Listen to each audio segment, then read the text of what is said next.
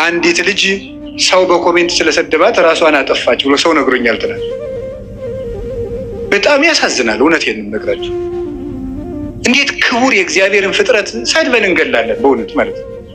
አሁን እዚህ በኋላ ራሱ እኮ አንማርም። ይገርማቸዋል እኮ ሄደን ሰውን ሽንቁር ማድረግ፣ ሰውን መውጋት፣ ሰውን ማድማት፣ ማመስገን ካልቻላችሁ ዝም በሉ። እኔ እግዚአብሔር ያውቃል፣ ያው እግዚአብሔር ምስክሬ ነው። ልጅቱ ምን ትሆን አላውቃትም፣ አሁንም አላውቃትም። የሚገባ ነገር የምትናገሩት ይሁን የማይገባ ነገር የምትናገሩት ይሁን ትናንት ነው ከዛ ከስልጠና ስንወጣ አንድ ወንድማችን ነው እንዲህ ብሎ ሞተች እኮ ብሎ ይነገረኝ።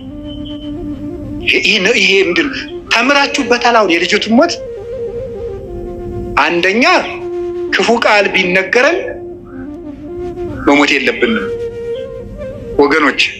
ሰው የመሰለውን ነው የሚናገረው እኮ ያሰበውን ይናገራል፣ የመሰለውን ይናገራል። እግዚአብሔር እስካለልን ድረስ ሰው የጣለውን እግዚአብሔር ያነሳዋል። ሰው የጣለውን እግዚአብሔር ያነሳል። ሰው የጠላውን ሁሉ እግዚአብሔር ያነሳል። እኔም ማየውን አንተ አታይም አይደል ያለው ቅዱስ ጴጥሮስን። ሰው የውጭ ኃጢአትን ያያል፣ እግዚአብሔር የልብ ጽድቅን ያያል፣ ይመለከታል።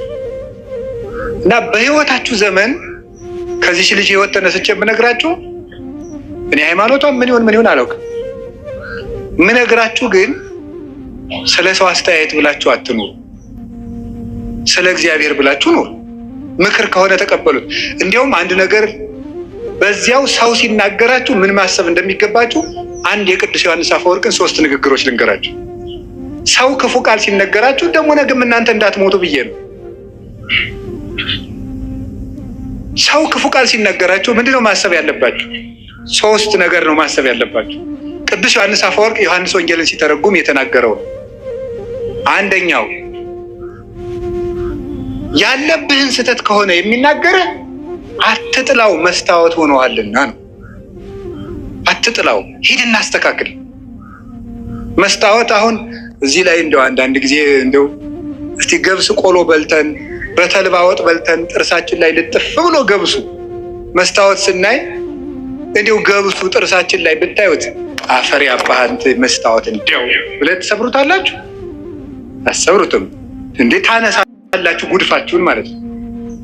ክፉ ቃል የሚናገርን ሰው ልክ እንደዚያ መስታወት ይኸው በቃ ቀለል አድርገህ እንደዚያ መስታወት ጉድፍህን አንሳ እንጂ ወደ ውስጥ ወስደህ አትጎዳበት፣ አታምሰልስለው፣ ራስህን ይበት። አንዱ እሱ ነው። ሁለተኛ ደግሞ